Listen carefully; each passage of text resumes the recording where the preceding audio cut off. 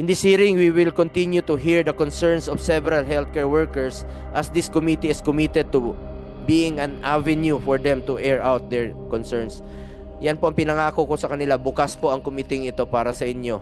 Kahit saan po ako pumupunta ngayon, nagsisigawan pa rin. Imbis na isasalubong nila na Merry Christmas, ang narinig ko, heya, heya.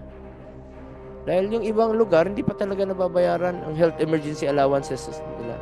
Please, DBM, DOH, dito po ang ating mga healthcare workers para sa kanilang health emergency allowances.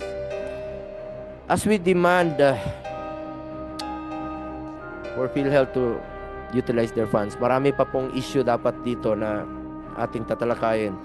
We also seek updates on the medical assistance programs of the government in line with the Republic Act 11463 or the Malasakit Centers Act.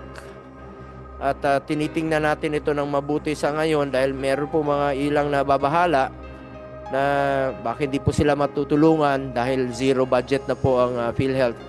Ipapa-explain po natin ang ating DOH dito